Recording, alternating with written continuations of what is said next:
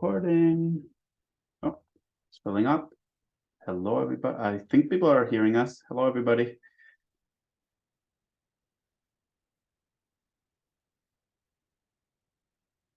So great to be here with all of you.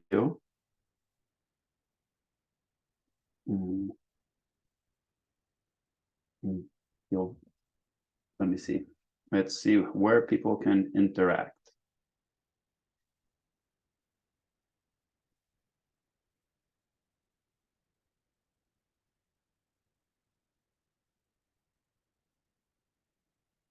Lovely. Well, let's get this started.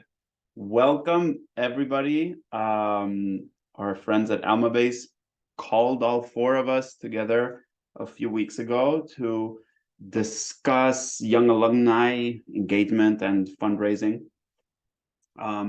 And we are super fortunate to be to have been able to invite leaders, practitioners, thinkers about this topic from Tufts, Cornell, and Glenn's consulting company. For housekeeping items today, feel free to put things on the chat. If you'd feel like, if you're in a position to do that, just right now, type in your name and your title. That would be very helpful for us. There's going to be a recording that will be shared with everybody, and we may be having polls as we go. We may just ask you the question and ask you to put them in the chat. Sometimes that's easier. So my first item on the agenda is to introduce our guests here today, and I see Randa, who's already commenting. That's absolutely fantastic. Welcome, Randa. Lindsay Ragazzini, Amanda Massa, and Glenn Cost are here with us. They're working in this area of philanthropy that is sometimes kind of tricky, and we're going to go into some of the tricky parts today. We're going to look at it from both the engagement and fundraising angles, especially thinking about the links between those two things. And we're just going to share experiences from, quite honestly, some of the top schools in the nation. And we're going to ask for your advice and your thoughts and see what you're struggling with. So without further ado, I'd love, Lindsay, if you could introduce yourself and maybe share with everybody a little bit about your role and what led you there. Yeah, thank you so much. And thank you everybody for joining us. So I am Lindsay Ragazzini. I'm the Associate Director of Volunteer Management at Tufts University. I've been here for 4 years now, but I've been in development for 8 years and working with young alumni for 6 of those years. So I've had quite a bit of experience working with this audience. I worked at Concord Academy with some high school young alumni, and then have been at Tufts working with undergraduate young alumni. So I've had the chance to work closely with some of our young alumni volunteers, both peer solicitors and reunion committee members. So I'll be able to shed a little bit of light on that today and some of the successes and challenges we've had. Great, thank you. Thank you so much. It's great to have you here with us. Amanda, please tell us the same kind of about your background a little bit and your work. Yeah, well, thank you so much for having me. It's so incredible to see everybody in the chat who either works in this space or is just coming to learn a little bit more about young alumni, recent alumni, whatever you all call it, graduates of the last decade. I'm Amanda Massa, and I work at Cornell University as the Associate Director of Young Alumni Programs. And I have been in this role for about 7 years. So wow, has it changed in that amount of time, especially with that little thing called COVID. But the COVID classes are engaging with us heavily. So, but it's different than it was 3-5 years ago. So I'm really excited to be able to chat about what we do here at Cornell with everybody and hear from everybody who is online and learn from my colleagues here on the screen. Lovely. Thank you, Amanda. We're honored too. spend some time with you. Glenn, tell us about your work. Good morning or good afternoon, everyone. My name is Glenn Cossey. I'm currently a fundraising and nonprofit consultant, but I've started this consulting role about 1.5 years ago. But prior to that, I spent 35 years in the nonprofit and higher ed area. The last 16 of those years, I was the vice president for development and alumni relations at Alumni University in Louisville, Kentucky. Before that, with the University of Louisville. Before that, with St. Jude Children's Research Hospital. But one of the things that we'll talk about in a little bit was the work that I did as the VP for development and for alumni. We were trying to integrate our two operations together. And when I went and obtained my PhD, and I did my research on young alumni participation and giving. And we'll get that in a second. But I'm honored to be here today and looking forward to hearing what you all have to say and the comments from our people who join us. Thank you very much. Thank you, Glenn, and apologies for mispronouncing your last name. It happens all the time. Don't worry about it. My bad. Quick question for everybody before we get started. How do you define young alumni at your institution? If you're with us in the chat, we'd love to start seeing different definitions, what people are doing. Even with our little group, we started talking about it, and we're looking at it in similar yet slightly different ways all the time. So Lindsay, Amanda, Glenn, if you'd like to kind of share which definition you used to organize your work. And I called everybody, I apologize. Lindsay. Yeah, so here at Tufts, in recent years, we have been defining young alumni as the last 15 years of graduates. That was to better align our young alumni definition with our young alumni reunion weekend. So we have 2 different reunion weekends here at Tufts. One that happens in May and one that happens in early June typically. And so pre-pandemic times and even last year in 2022, we had the last 15 years of graduates was on our June weekend. So that was why we were really trying to kind of keep things under that umbrella. But what we recognized in the last few years, I mean, even pre-COVID, but even more so since we've been doing events again, was that we've been seeing that it's really the last 10 years that are showing up to our events and engaging with us at these young alumni specific events. And then that 11 to 15 year age range is really just kind of in a different phase of life. They're career focused, they're family focused. And so we have transitioned in this fiscal year back to 10 years out, which is something that we had done prior to our young alumni reunion weekend. So we are back at 10 years out as of July 1st of this year. So that's very interesting to me because it's one thing to have a definition, and we're seeing in the chat that most young alumni groups are either 10 or 15 years out. But the change management piece of that decision, are there any challenges there? So if you're doing something and then suddenly maybe you're saying, well, no, you can't come to our young alumni, you're not young anymore. Are you coming across that? Yeah, it's definitely been a transition. I think more so for our volunteers. We have a young alumni group, and I can get into this a little bit more when I talk about successes and challenges with our young alumni program.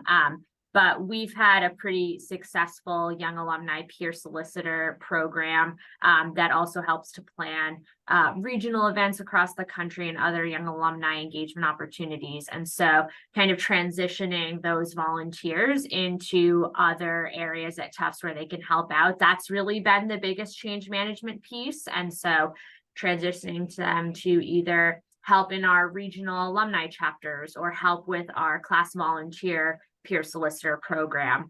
That's really been the biggest change that we've seen at this point. We haven't really sent out the invites yet for our young alumni fall events. So that will be something that we'll have to assess when we get there and see how people feel. But generally, We haven't had many people registering for our young alumni events that are over 10 years out. So I don't think it's going to be that much of a, shift in terms of like any pushback. Mm-hmm. Thank you so much. And apologies, we jumped into kind of the next session of the presentation, and we have an outlier. I'm excited about this. We have grads of the last 2 years. Thank you, Sai Pranav, because it's kind of nice to see people doing all types of different things. Amanda, going back to the original question, what is a young alumni at Cornell? And yeah, how are you organizing that? Yeah, the grads of the last 2 years is very interesting to me as well. I guess I'll get into why it's interesting to me a little bit later, but at Cornell, we define young alumni as undergraduate alumni of the last 10 years.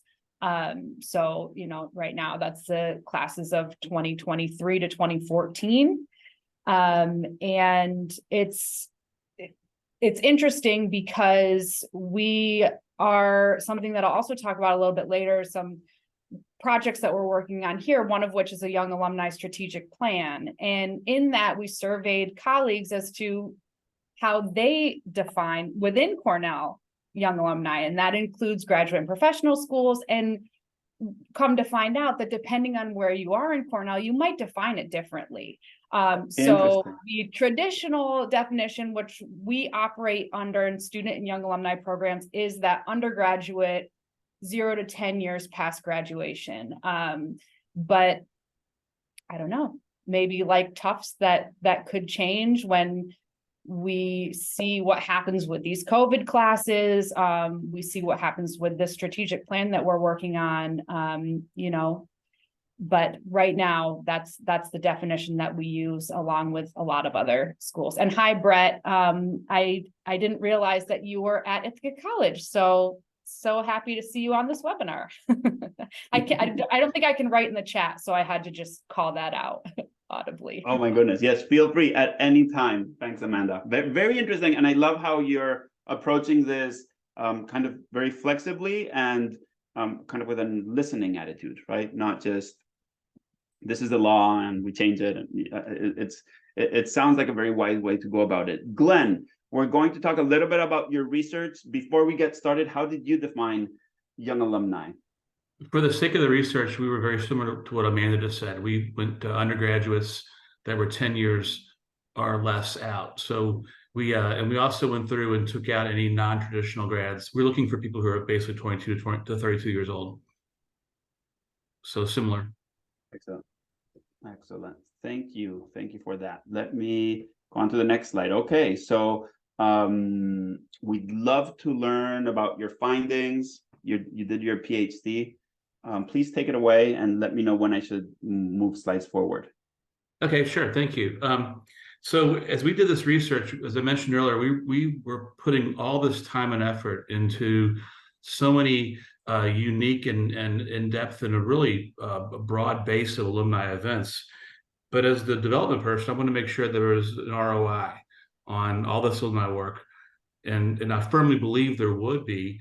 And as I did this research, I really hoped that it would show that there was a link, and otherwise that would have been kind of depressing. But so we went out and we looked at an event year. It's been a couple of years. I completed my dissertation in 2019. So we took a alumni that attended a young alumni that attended an event in the 2014 year. Go back one, yeah. Go there you are to the research questions. We took a 2014 event year and we looked at. I'm going to break these down into 2 slides, and my academic advisors would have a fit seeing that all the research that we did in the 2 slides. But this the basic outcomes we looked at in this 2014 year, people who graduated from 2004 to 2014, and they attended an event. Was there a relationship between their participation and then giving the university?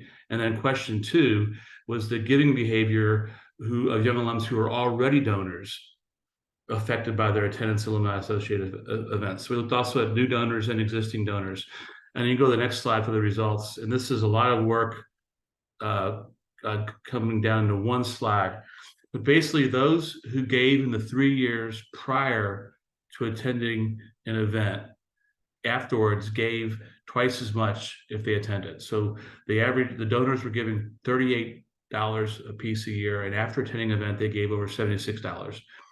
So those who gave in the 3 years after, so they became new donors, those gifts went from 76 on average to 164. So huge growth there. And those who gave in the years before and after, but they did attend an event in that 2014 year, their giving doubled as well, from up to 240. And you can see as those who came to more events, their giving increased more and more. So we saw a definite and substantial relationship between young alumni coming to events and their giving to the university afterwards. And in my research, there's a whole lot of research about lit review is fascinating, and I could post a link to this, or Louis, you have it as well. But there's research that shows that if people give as a young alum, they will give the rest of their lives. And there's so much further research we could do on this, but I would love to go back, and I probably won't ever do it, but in 20 or 30 years, look at those same people and see how they're giving compared to others in the alumni pool. So that's the whole dissertation in a nutshell right there. My goodness, how thick was your thesis? And now look, and you condensed it in 5 minutes. There's a popular request for links from you, Glenn. I think you're able to now comment in the chat. So feel free to drop resources right there, where everybody else will also distribute them when we send the email afterwards. So our next section of the webinar is kind of just to hear from Amanda at Cornell and then Lindsay about what your highlights have been, successes and maybe challenges or things that you've had to overcome in your program, in your young alumni program. So Amanda, if you'd like to pick it up. Sure, who would like to start? So I love that Glenn was showing us about the correlation between event attendance and giving, because I think that I failed to mention in my introduction that I work on the engagement side of alumni affairs and development. So there's very little direct fundraising in my role. However, we're really trying to break down the silos here and make sure that we're working with our annual giving program partners. And I had somebody ask me if I know Nicole Cook, and yes, I know her very well. And in fact, we have a group that meets twice a month that is colleagues on both the giving and engagement side of the house that works directly with young alumni, coming up with strategy, and it's a marketing and participation group on how we can kind of work together in building the donor pipeline and getting those participation numbers up. So going back to the correlation between event attendance and giving, I wanted to share a little bit of anecdotal data about the correlation between volunteering and giving. So one part of my role is I work with the undergraduate alumni class officer groups from 2023 now to 2014, that young alumni group. So one of the most active and engaged classes that we have in that officer group is the class of 2021, a COVID class.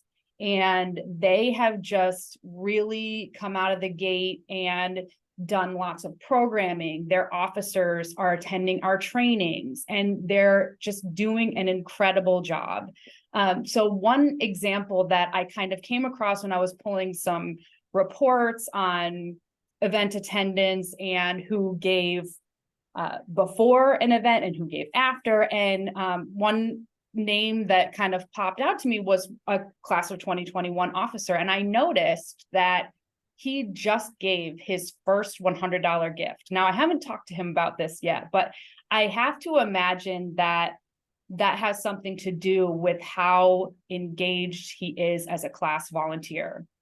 And that class also recently has we as staff tell all of our volunteers that giving a gift to Cornell is a requirement of the position. Now, I think that it's much more impactful coming from the volunteer leaders than the staff.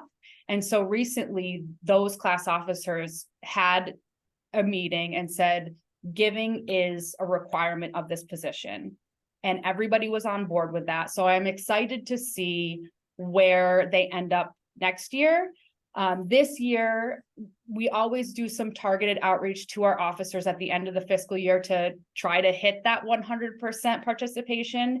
So this year, on May 31st, 2021, started at 32% participation of their class officers and ended at 53%. So that did something. And I'm hoping that with the way that they're so engaged and doing all of these events and making sure to get people on board who are participating, I'm pretty confident that they'll be able to hit that 100% number next fiscal year. So we have a question in the chat of if class officers are different from fundraising volunteers, and yes. So there is one role here at Cornell that we have that's in the class officer slate that's called the annual fund representative, and that is peer-to-peer fundraising. But the rest of the class officers are more doing programming, they do communications. Their job is to really keep their classmates connected to each other and to Cornell. So, the like reunion campaign volunteers and those types of roles are not in the class officer slate other than that annual fund representative. Amanda, may I ask you two questions? Yes. One of them is a little bit of a reflection. You mentioned that cross-divisional group that you've created. I've seen this work in lots of schools when you, for instance, if they want to increase donor participation, and almost every school that has done it has some form of what you just described. As in, we get together across various teams every X period of time. Have you found that those groups to be helpful to move things along? Because a lot of the time we're all doing the right things. It's just we're in a silo, and then things are not connecting, right? Yeah, well, I think that we're doing an incredible job. Cornell actually saw 3% growth in young alumni donor participation in FY23, which is incredible. And I would like to think that it's in part to the great ideas and minds that are in this group, and also really listening to our young alumni and seeing what it is that makes them tick. And because I think that there are sometimes, probably not with a lot of the people, if not most of the people on this webinar, there's a perception that young alumni are not philanthropic, and that's simply not true. I think that they just have a tendency to give to more cause-based organizations, think organizations fighting climate change or food banks or the Red Cross. So that's why things like Giving Day, crowdfunding can be really effective in boosting that young alumni participation. So I also think that in addition to this group that I just mentioned, that our incredibly successful and strong Giving Day is huge for our young alumni participation. I know that that's not necessarily possible with all institutions, but just kind of thinking outside of the box of how can you get those young alumni to start giving, and if that is to start with some sort of cause-based giving directly to the club that you were on as a student or the dance group or whatever, and then down the line start to do more education about the importance of annual funds and those types of things, I think is huge for this young alumni population. I know so many young alumni who say, well, I'm waiting until Giving Day to give my gift because Mhm. it's fun and you can Sounds see the more- impact of your gift, and it goes to a specific place, something that means something to you. Thanks, Amanda. This is so incredibly, I feel like we're having a, mini masterclass, and we're going to go on to Tufts and Lindsay in a second. But you mentioned class officers, and that's another common trend that I've seen across lots of schools that are doing well in this area, which is that usually that's a very strong program, and there's not just one representative, but multiple representatives. Could you explain a little bit of your structure around that? Yeah, so it kind of mirrors the undergraduate class councils that they're a part of as students at Cornell. And so it's an easy transition, and it's a nice way for new alumni to really get their foot in the door to volunteering. And the basic structure is there's a president, usually co-presidents, because I like to say we've just started talking to the recent class while they're still on campus about these roles.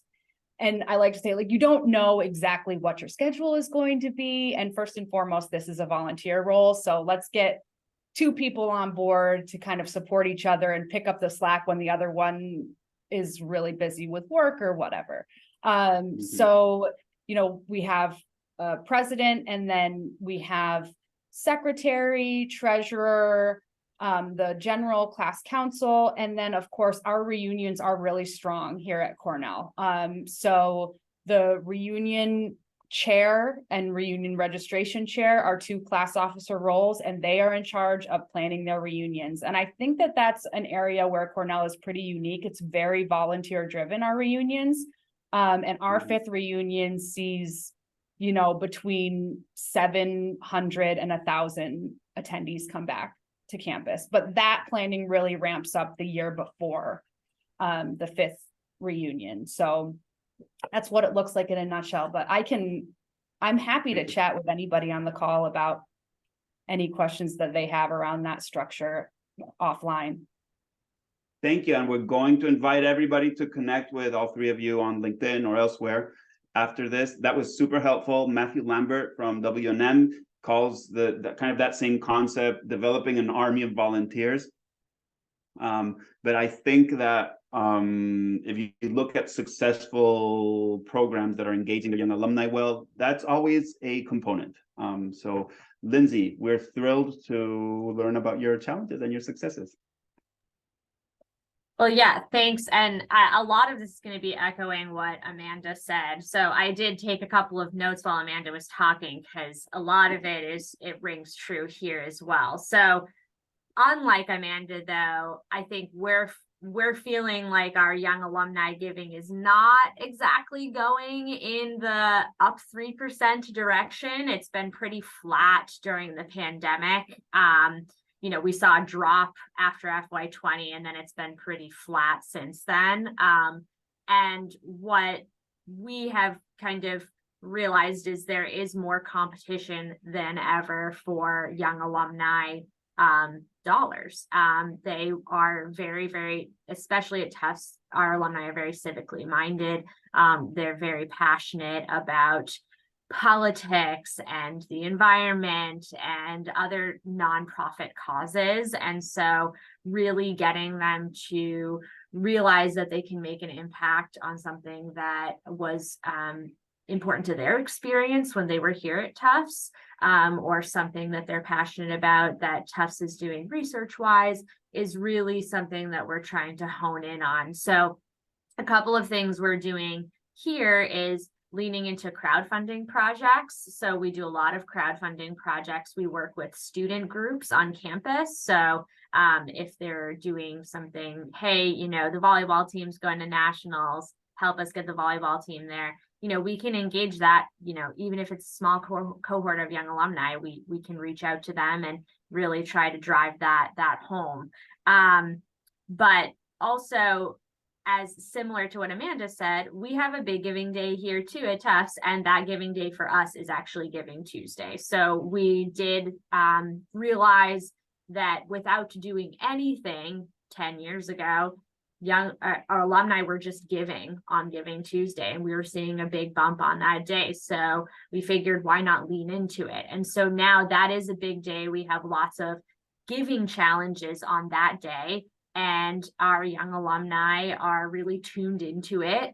It's a big day on campus for our students. So the athletic programs get really involved. And because of that, when they become alumni, they're remembering, oh, this is a big day for my athletic team.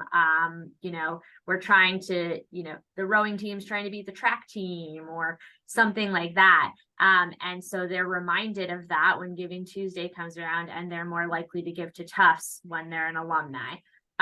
So Giving Tuesday is really big. And then similar, again, to what Amanda was saying, we really have leaned into volunteers and peer soliciting, and how can our volunteers help us get people to, or young alumni specifically, to give back to Tufts. So peer-to-peer outreach is so important. We do here use the Give Campus volunteer management system.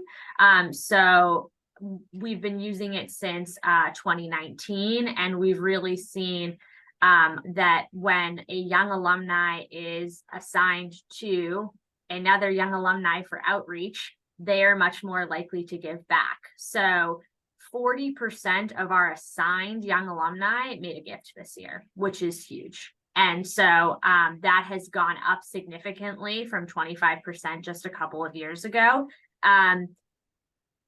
The other success is that we are really listening to our young alumni volunteers and what they're saying and what they're interested in seeing. And after the pandemic, they wanted more engagement. They wanted more events, and we cannot fundraise without engagement. So we really did lean back into just having more opportunities for young alumni to engage in our cities across the country.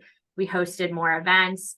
And then we had our first fundraising event in 4 years. This past April, we had a series of them. We called it Light the Hill. We are on a hill here at Tufts. And there's a candle lighting ceremony for both first years and then when they graduate. So it's a bookend of your time at Tufts. So really trying to lean into the theme of light. And we had 420 young alumni make gifts during a 2-week period, which was huge, but most of those gifts came in person. So what I'd like to say is that do not underestimate the value of an in-person ask. We had our volunteers on site asking for gifts. We had staff members walking around with clipboards and transaction devices. They could give via Venmo via our site. They could do Apple Pay on the transaction devices. So we're just dropping the barriers to giving. And then again, driving home that point that you can give to anywhere. Oh, you were a member of the baseball team, you can give to the baseball team. Oh, you were involved in halal, you can give to halal. So that is really some of the success that we've seen. But again, we're just trying to continue to make all aspects of this very, very as strong as they can be, so we can get that young alumni giving back to where it was in pre-pandemic times. Fantastic. Thank you, Lindsay. Speaking about transaction and the devices, Tom has a question, and I think that will resonate with lots of those who are here on the call today, because sometimes young alumni giving or solicitation is more transactional, give starting with when they're seniors, right? Give to access this special event. And there's a lot of that going on. I don't necessarily think, like Tom says, that people are more transactional at certain ages than others, and Amanda just mentioned, or maybe Lindsay, you also kind of alluded to it. People are very cause-oriented, so they're very philanthropic. How do you balance that in your own programs? That kind of give to get or give to attend an event? And Glenn, did your research shine any light on that? Did that have any impact? I think you're muted. I got it. Yeah. Yeah. There was some questions in the research based, there's more to it than just attending the event. One of the things that I found in the literature review is that, and from other studies that I read, that young alums view the degree very differently than alums from Generation X or the baby boomers before that. It used to be people felt there was an obligation to their alma mater to stay involved and give back to it, and now it's much more of a transactional experience for a lot of students. They went to school, they got a degree, we're done. And so I think I found that communication is key. The student loan issue and student debt is a huge player. And we found from the research I did, we found that young alums who had received financial aid, that was a positive indicator of giving, but those who had loans was a negative indicator of giving. We saw that schools that did a positive job of communicating with young alums had a better results. And I think that's where when you all mentioned the day of givings and all, because that's a positive communication that they can relate with and give back and forth. And there's also with young alums, there's the pre-existing capacity to make a gift. It's easy to say to somebody who's 2 years out of school, hey, give us $25. That's great if they have a great job and they're doing well. But if they're still struggling or they have a lot of debt, they're going to scoff at you.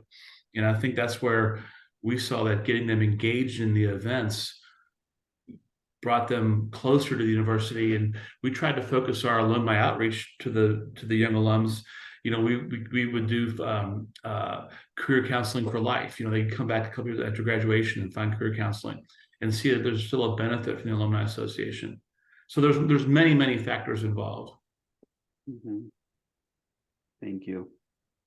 Another question from Victor. Where do you get your challenge funds? Is that from other young alumni? Is that from board members? How do you do the logistics of that? I guess this is more around giving days and that type of thing. I'm happy to speak to that a little bit. I think it depends on the situation. We do typically try to find young alumni donors that will, put their name to a challenge, but it's not always that easy. One of the things that we're trying to do is think more further in advance of when we're going to need those challenge funds, because sometimes we're like, oh, we want to do this challenge. Who can we go to? So we're trying to sit, now in the planning phase of the fiscal year and look, okay, where are the challenges that we might have over the course of the year and who can we look to for those? But for Giving Tuesday, we have a lot of people who just like to do it year after year. So, and we have challenges set up for, each of these specific affinity groups or athletics or something like that. And these people are willing to come forward each year. So, I think that sometimes it becomes just kind of second nature. We're just kind of asking the same people over and over. But if, for example, at our young alumni events, we'll have challenges on site at some of these events. If we can get 50% of the people here tonight to make a gift, then we'll get $5,000 for financial aid from a generous alum. We like to try and find somebody, in the Bay Area if we're in San Francisco, or in New York if we're in New York. And we work really closely, or I work really closely with the development officers here at Tufts that are in those regions and working really closely with those donors. Oh, it's a multifaceted approach. I would say another tactic I learned about recently is doing maybe some type of either phone-a-thon or mail outreach to your leadership donors to get these, to raise these challenge funds. So that's a little bit of a different strategy that other types of nonprofits have used successfully. Any other thoughts on challenges from our panelists? We found a lot of those. We use it as a way to engage leadership annual fund donors, even if they weren't young alums, and say, hey, can you're going to give us $15,000 this year. Can we make it a match instead? And then we re-engaged them and they got more involved by having the match. They got very excited.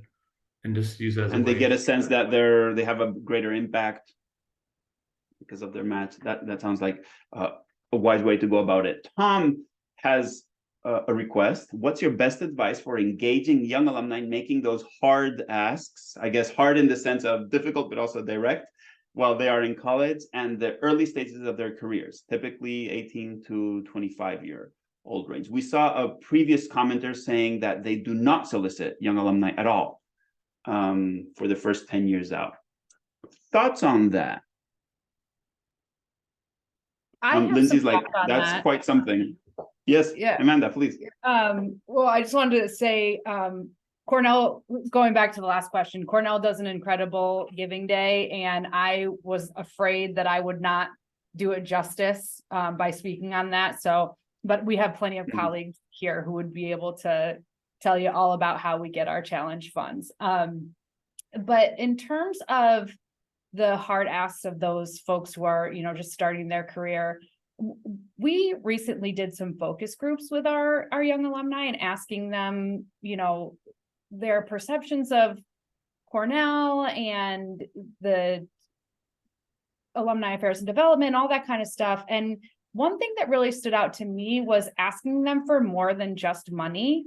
They have a lot to give in terms of advice and expertise of, having just gone through graduation and getting that first job and finding an apartment and where's the closest laundromat to my neighborhood in New York City. Like that kind of stuff is actually really impactful, and they want to be able to share that advice. They want to be able to give back to Cornell, but they might not be able to do it financially just yet. And I think that can create some goodwill that can lead to financial giving down the line.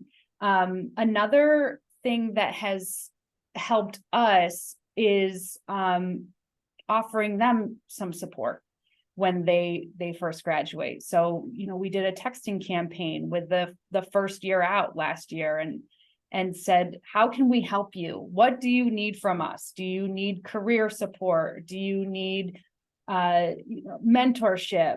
Do you want to know what events are going on in your area? And starting with those, how can we support you? And do you have other things that you can give other than money? I think that actually can go a long way. So I think that can pave the path to goodwill so that they are more likely to hear and ask of a financial nature down the road. Any other thoughts? We've had several questions around this. Lindsay. Similar to Amanda, we have done some like virtual meetups with some of our young alumni volunteers and like those just graduating from Tufts, and like giving them the like opportunity to connect with somebody in their city that they're moving to or just moved to, and like it's just giving them some of those resources and like a friendly face in the city to talk about like, where do I go for this? What do I do for this? We do not solicit our most recent graduating class or we don't even contact them until like 6 months after they graduate. So we do a first reunion here at Tufts.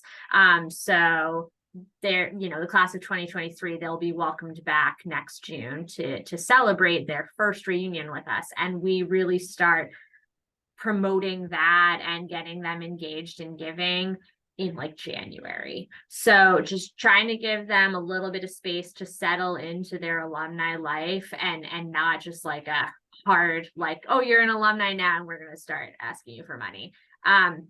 One thing I did want to say is that a phrase that I like to use with our young alumni is that the metaphor drops fill buckets and buckets overflow. So your $5 gift, it does have an impact when, hundreds of other young alumni are also making their $5 gifts. You might not right now be making a leadership level donation, which at Tufts here, when you're not a young alumni, it's $1,000, that's a lot for a young alumni to give. So when they're thinking about like, oh, my gift is not going to be making an impact, it really does when you're in a community of other young alumni who are making smaller donations as well. So just like saying that, it really does just put a visual in somebody's head that they can be part of something bigger. That's beautiful. Thank you. And I hope that helps Sai as well. I found that, yes, leading with engagement is typically the best strategy. Just making sure that the engagement is purposeful. So, yes, the ultimate goal is about alums supporting students, supporting each other. An easy way to do that if you're struggling to implement it is by doing a lot more recognition than schools usually do. So there's no reason you can't thank donors at the beginning of every event. You're not, even if you're in that grace period where you're not asking for money, but just kind of making every get together part of the overall purpose in some way, shape, or form. We have tons of questions. I'm going to go into 2 slides, and one of them is going to invite everybody to connect with each other because I anticipate we may not be able to reach all of the questions today.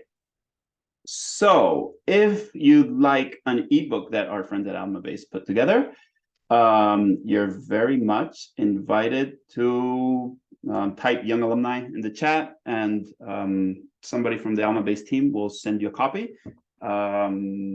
Great advice there. If you'd like to continue the conversation, well, this is funny because it's a slide that has an email icon.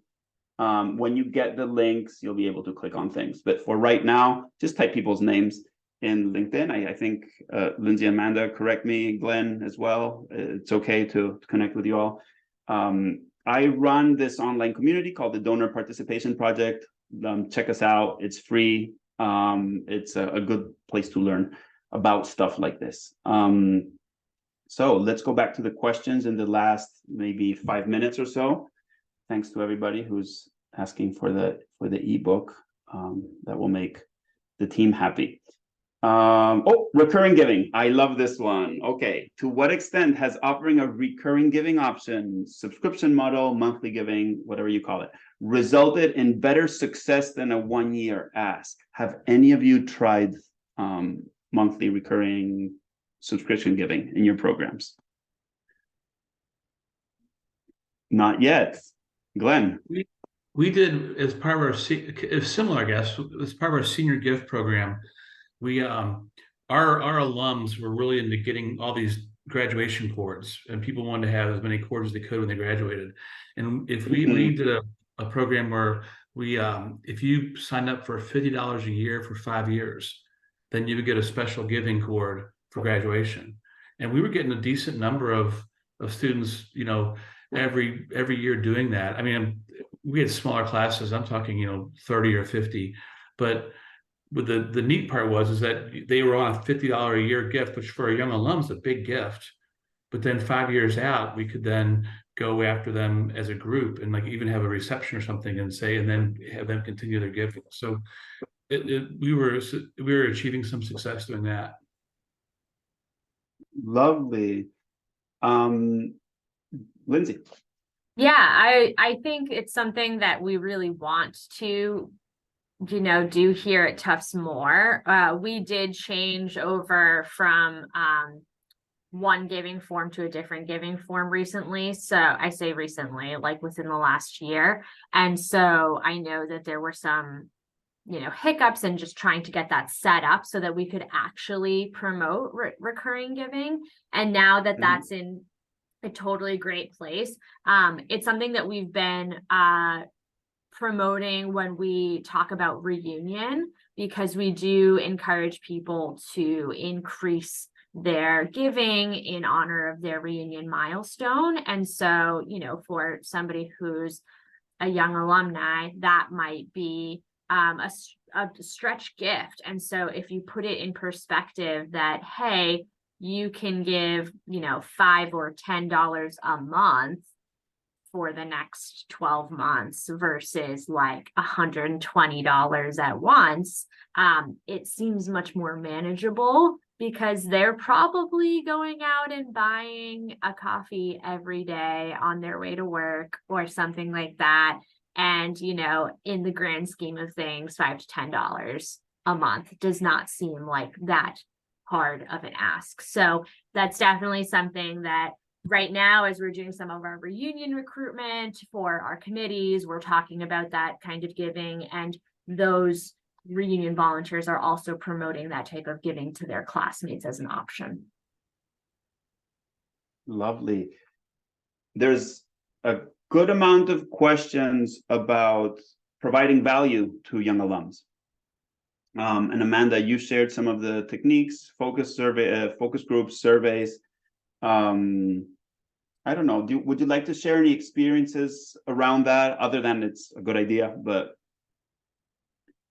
yeah, I mean, I know that Lindsay is in reunion volunteer recruitment right now and in the thick of it. And I am actually in the thick of organizing our welcome to your city events. And so this is just one way that, we can be there for our alumni after they graduate. Obviously took a little bit of a hiatus during COVID. And then last year was our first year back doing it. We had events in New York, which is our largest market, Washington, D.C., Boston, Philadelphia, and Chicago. And this year, we're really trying to expand and be anywhere that we can be. So I am focusing on our 5 top markets for young alumni, and that is New York City, Boston, Washington, D.C., Los Angeles, and San Francisco. So those are going to be the staff-driven events, but we also have regional clubs, and we have regional club volunteers who are fantastic. And so they will also be participating in these welcome events, whether it's something that they already have planned, and we'll send a little bit of extra support, whether that's young alumni branded coasters that we send. We have some branding on there, or some other giveaways with some techniques for the more seasoned alumni in the room to really network with those young alumni who are there, and identify somebody who's standing in the corner drinking by themselves, bring them into the fold, tell them about the regional club, tell them about everything that Cornell has to offer in the area. So that's just one way that we're providing value to our alumni who are new to cities after graduation, telling them all about the resources that are available to them and introducing them to people in that city. thank you, Amanda. And I know the Cornell team also does a fantastic job providing digital resources, which maybe schools that cannot put all these events and all this support infrastructure, you develop it once and you distribute forever. Let's finish with a very interesting, maybe a little bit spicy question from Leanne. Is it the norm to combine alumni engagement and annual giving into one team? I don't know what norm is. How integrated are your teams? Let's start there at Tufts and maybe at Cornell later. So we all sit under the university advancement umbrella, under that umbrella, but there are 2 different teams. There is an alumni engagement team and there is an annual giving team. But we do work very, very closely together. So weekly meetings, we have partners with reunions. So there's me on the annual giving side of things, and then I have a partner who works with my reunion committees on the alumni engagement side of things. So it is very, very integrated. At previous institutions I've been at, that has also been the norm, that we all sit under the same umbrella, but we sit on 2 different teams. Fantastic. And I may infer that both Tufts and Cornell have pretty large teams, and that's kind of when it obviously you need to start separating things somewhere. The download, I'm in love with your downloads, Amanda. Yeah, I wanted to throw that in thoughts the chat about- because you mentioned it. Yes, Um, it's a thing of beauty. So I can jump in real quick. It's very similar to Tufts. The engagement and giving teams both sit in alumni affairs and development at Cornell. And again, as I mentioned, we have a team that meets every other week to talk strategy, and people who work very closely with young alumni. So we're on different teams, but we're trying to break down those silos. And one thing that I can say is an idea, and I don't think that I can take ownership over it. I'm sure that it came out during one of these meetings, is providing training for engagement officers who are on the ground at these events, like Lindsay was talking about, who are comfortable making that ask in person. It's not something that we are doing yet, but I think that it's the future, and I'm excited to potentially learn that myself as somebody who goes to all of these events, and being very comfortable talking about giving and how it's an essential way to stay connected and engaged to your alma mater. Thank you, man. And if you take that idea and do something with it, please report back to everybody so we can learn from you. Glenn, Absolutely. final words. We'll let you close the webinar today. Thoughts on this integration between alumni engagement and annual giving? Sure. So our program is smaller probably than you guys at Tufts or Cornell, and we worked really hard to keep the alumni piece and the development piece ingrained together. And I think a final thought would be is to, there's questions on the chat about whether you solicit young alums or not. I would suggest that you solicit your event attendees, track it, and if you can track young alums who come to events like reunions or whatever, track that and solicit them, because we show that it works. And also, I think that ROI, if you can establish an ROI between events and giving, that can help in the budgeting process, because when these are tough times and it's tough with budgeting, and why should we have an alumni department that has all this budget for events? Well, it can lead to giving, and it's I think if you can combine them together, make a comprehensive program, it gives a reason to have the ROI to budgeting and events. Lovely. Thank you, Glenn. Thank you for those words of wisdom. Everybody, you're going to get links in the follow-up email with the recording. You saw Lindsay and Amanda's contact information there in the chat too. I'm going to say thank you to all of you. If anybody has a suggestion for a topic that you'd like to hear about in a webinar like this, please suggest it. If you'd like the ebook, type Young Alumni. But otherwise, it's been absolutely wonderful. Thank you, Lindsay, Amanda, Glenn. We appreciate that you've been so generously sharing your knowledge. So thanks a lot. Thanks for having us. Thank you very much. Bye, everybody.